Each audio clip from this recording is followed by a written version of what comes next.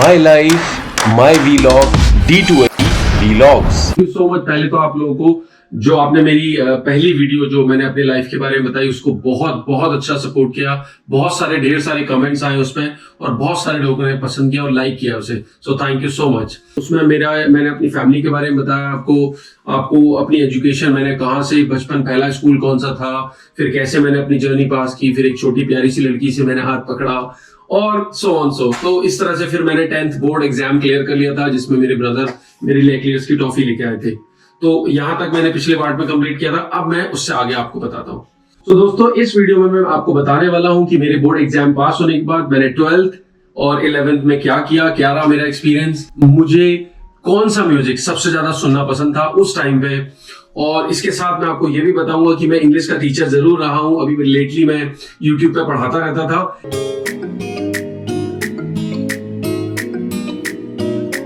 लेकिन आप ये जान के बहुत सरप्राइज होगा कि मैं अपने 10th 12th में इंग्लिश में बहुत ज्यादा वीक था, जिसकी वजह से मुझे बहुत पिटाइयां भी हुई हैं। ये सारी चीजें और मैंने इंग्लिश कैसे सीखी, क्या जर्नी रही, वो सारी बातें मैं इस वीडियो में कवर करने वाला हूं। तो इस वीडियो को एंड तक देखिएगा और अगर वीडियो पसंद आए तो एक लाइक तो जरूर बनता है, तो प्लीज जरूर दीजिएगा। Thank you so much. मैं कहीं ना कहीं अपने पापा को देखता था परेशान, तो मुझे कहीं ना कहीं मन करता था कि मैं भी कुछ सपोर्ट करूं, मैं कुछ करूं।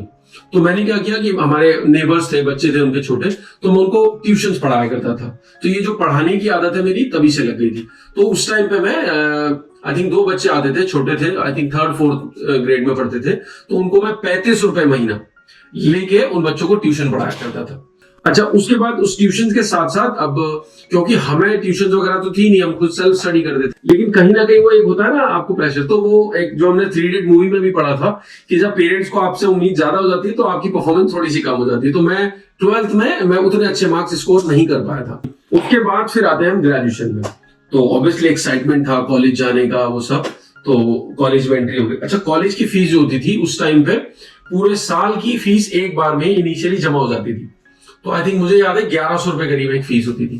तो उसमें कुछ तो मैंने अपना मैनेज कर लिया था, कुछ पापा ने सपोर्ट कर दिया था, तो इस तरह से फीस जमा हो गई। तो दोस्तों जब मैं कॉलेज पढ़ रहा था उसी समय अगर हम म्यूजिक की बात करें, क्योंकि मेरे बड़े भैया ने और पापा ने हमेशा से बोला है कि इस समय पे लड़ाई झगड़ा बिल्कुल नहीं और लड़कीबाजी बिल्कुल नहीं। तो मुझे सबसे ज्यादा उस समय पे क्या सुनना पसंद था एज ए म्यूजिक, वो था कबीर जो हमारे बहुत बड़े महान कवि रहे हैं, उनके दोहे। जो उस टाइम पे नई नई कैसेट्स आती थी कबीर दोहे की, वो मैं मतलब जब भी फ्री होता था तो मैं वो सुना करता था।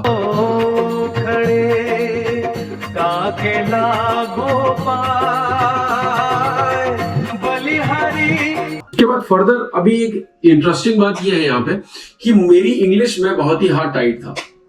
मैं जब कह रहा हूँ इंग्लिश में हार्ड टाइट था, मतलब कि इंग्लिश की जो बुक्स में मिली थी वो भी पढ़ना समझना बड़ा मुश्किल होता था, इतना हार्ड टाइट था। लेकिन ठीक है, किसी तरह मैनेज कर रहा था। लेकिन एक बार क्या हुआ, जो एक गुरु तेग बहादुर करके जो एक जो निकलती है, एक रैली निकलती है, इनका एक सेलिब्रेशन की रैली निकलती है जिसमें बहुत सारे लोग डिस्ट्रीब्यूशन करते हैं, वो सब इस तरह की हमारे वहां भी निकल रही थी। तो वहां पे एक हमारे हल्द्वानी में कॉलेज है, स्कूल है, बीएल शिवा के कुछ बच्चे कोट वोट पहन के, हम तो नॉर्मल शर्ट वगैरह पहनते थे, तो वो कोट वोट पहन के अपना एकदम फर्स्ट क्लास जा रहे थे। तो उन्हीं का सेलिब्रेशन वगैरह चल रहा था रोड पे, और मैं वहां से गुजर रहा था, पापा को दुकान से खाना वाना देके आ रहा था। तो जब मैं वहां से लौटा तो पता चला कि वहां पे ये सब हो रहा है। मैं देखने लगा ऐसे बच्चों की तरह क्या हो रहा है। तो जब देखा तो वहां पे ना कुछ फॉरेनर्स भी आए हुए थे। तो एक बीआर शिवा का बच्चा जो कि बहुत अच्छा था, कॉन्वेंट से पढ़ा हुआ, इंग्लिश आती थी उसे, वो फॉरेनर से बातें कर रहा था। एंड लिटरली मैं उसे ऐसे देख रहा थी, दोनों को ना घूर रहा था।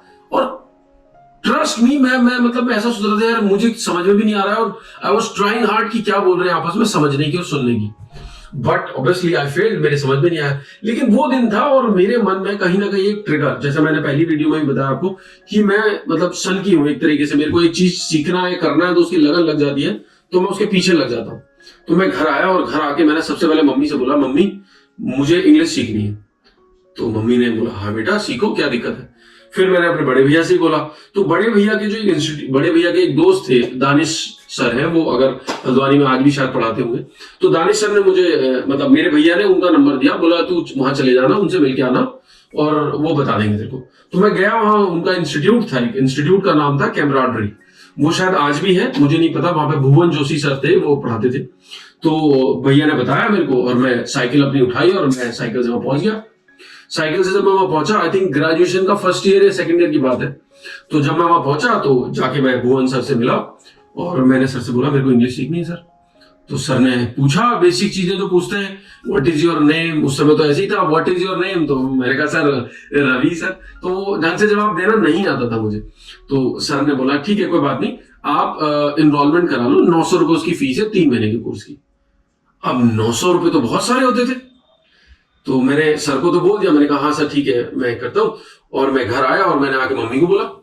अब पापा को बोलने की हिम्मत नहीं हुई, क्योंकि ऑब्वियस सी बात है, मैंने पहले भी बताया आपको कि फाइनेंशियली हम 6 बच्चे हैं, तो पापा के लिए छोटी छोटी सबकी जरूरतें पूरा करना थोड़ा मुश्किल था। तो मैंने मम्मी को बोला, तो मम्मी ने एक चीज बताई कि पापा जो भी इनकम कमाते थे उस टाइम पे, तो पापा उसमें से ना एक दशांश मतलब 10% ऑफ हिज इनकम वो भगवान जी के लिए उनकी एक गुल्लक बनी हुई थी उसमें डाल देते थे।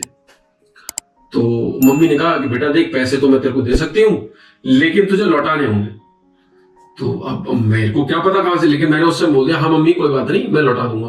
तो मैंने मम्मी से उस दशांश में से 900 रुपए ले लिए, 900 रुपए ले लिए और अब 3 महीने के लिए मैं वहां इंग्लिश क्लास ज्वाइन करने चला गया। तो उसमें क्या होता है, इंग्लिश क्लास में वहां वो बेसिक ग्रामर यही सब चीजें सिखाते थे, फिर लास्ट में ग्रुप डिस्कशन कॉन्वर्सेशन कराते थे। लेकिन वो 1 से 1.5 घंटे की क्लास होती थी, लेकिन मेरी प्यास तो बुझती नहीं थी उसमें।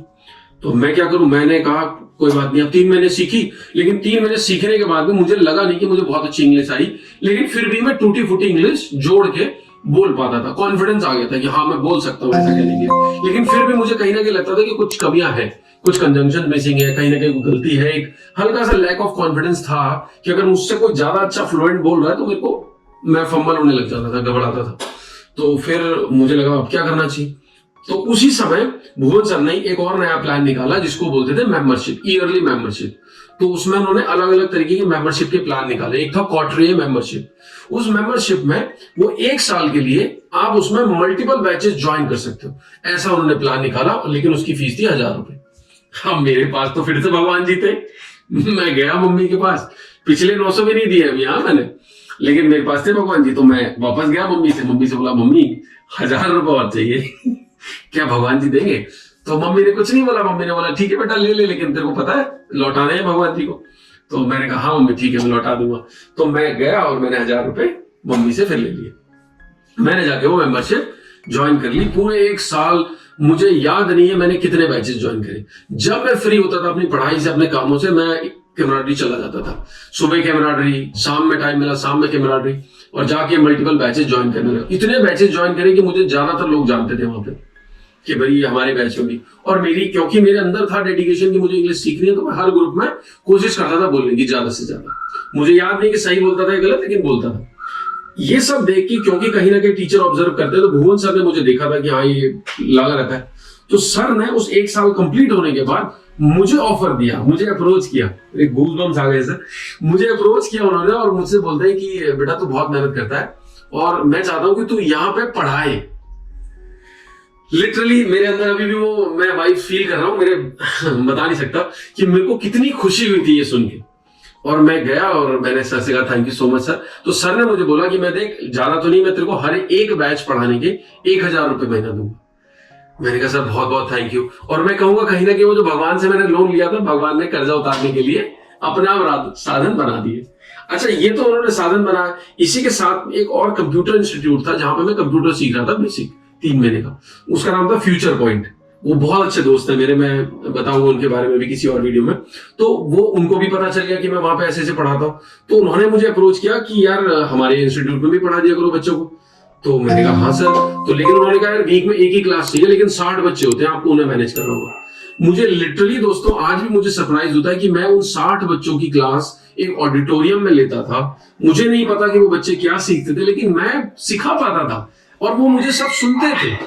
ग्रामर ये वो कुछ ना कुछ ग्रुप डिस्कशन, कहीं ना कहीं गेम्स, बहुत सारी चीजें मैं करता था। फिर उन्होंने मुझे ऑफर किया दिया कि मैं तुम्हें एक क्लास के 600 रुपए पर मंथ 600 रुपए दूंगा। मतलब इन टोटल अगर मैंने 4 क्लासेस दी तो 1800 रुपए मुझे उनसे मिलते थे। तो इस तरह से मतलब मुझे खुद भी नहीं पता कि भगवान ने ये रास्ते अपने आप कैसे बनाए। और मैं उन्हें बच्चों को पढ़ाता था इंग्लिश, और ये पढ़ाते पढ़ाते मेरी ग्रेजुएशन कंप्लीट हो गई। ग्रेजुएशन में बहुत सारे एक्सपेंसेस होते थे कि मुझे बुक्स लेनी है या मुझे और ट्यूशंस लेनी है, कुछ लेना है, तो कहीं ना कहीं मैं वो कर पाया। और एक दिन मेरे पापा ने मुझे बहुत प्राउडली एक बात बताई जो मुझे, मेरे दिल को इतना खुशी हुई कि मेरे फादर को मैं कोई खुशी दे पाया। मेरे फादर हमेशा से कहते थे कि भाई हम ये चाहते हैं कि मैं कहीं निकलूं तो मेरे बच्चों के नाम से मुझे जाना जाए। तो वो कोइंसिडेंटली ऐसा हुआ कि वो कहीं जा रहे थे और किसी ने, मतलब मेरे जो स्टूडेंट जो पढ़ते थे मुझसे, उनमें से किसी ने उन्हें देख के बोला, अरे ये रवि सर के पापा है। तो पापा ने आके घर में बताया मम्मी को, कह रहे बड़ी खुशी हुई मेरे दिल को, आज मैं कहीं जा रहा था और मेरे को ऐसे ऐसे लोगों ने मिलकर बोला।